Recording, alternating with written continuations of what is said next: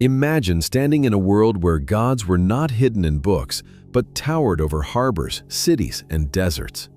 A world where statues were taller than modern buildings, where fire burned night after night at the edge of the sea, guiding ships from 50 kilometers away, where entire mountains of stone were shaped into temples, thrones, and artificial gardens that defied nature itself. 2,000 years ago, travelers believed these structures were eternal. They called them the wonders of the world. Today, 6 of them are gone. Not slowly forgotten, not peacefully buried.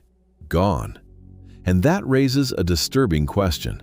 If these were the greatest achievements of human civilization, why did almost all of them disappear?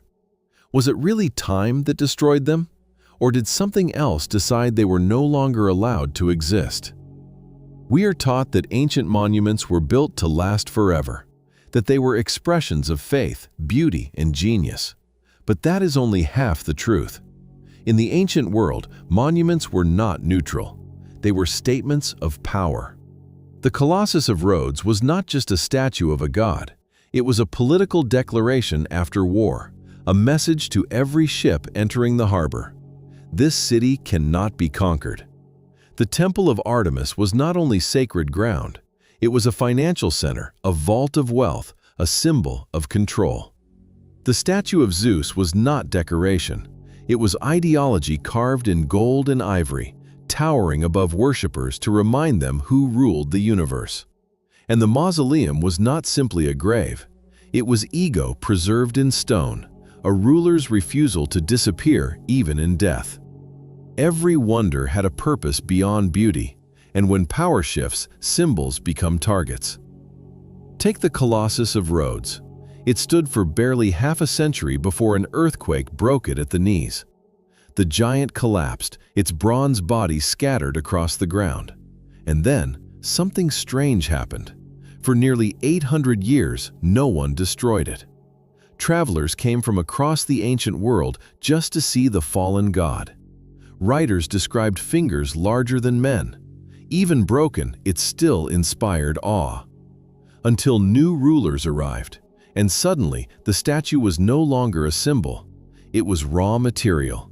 The bronze was cut apart, loaded onto hundreds of camels, and sold.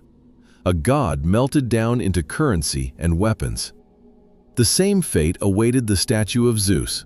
For centuries, it survived wars, earthquakes, and the rise and fall of empires. What finally sealed its fate was not nature, but belief.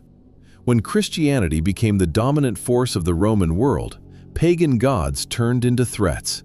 Temples were closed, rituals were banned, and the statue was removed from its sanctuary.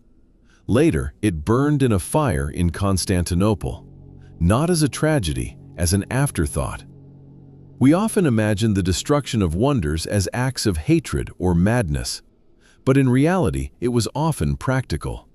The mausoleum of Halicarnassus stood for over 1,000 years. Earthquakes damaged it, but they did not erase it. What finally ended it were knights in need of stone. They dismantled one of the greatest structures of antiquity to build a fortress. Not because they hated the past, but because the past was convenient. The Temple of Artemis suffered the same fate. After religion changed, it lost its protection. Its marble was stripped away, burned into lime, shipped off to build new cities and new symbols. One civilization's miracle became another civilization's quarry. Because when empires fall, beauty becomes inventory.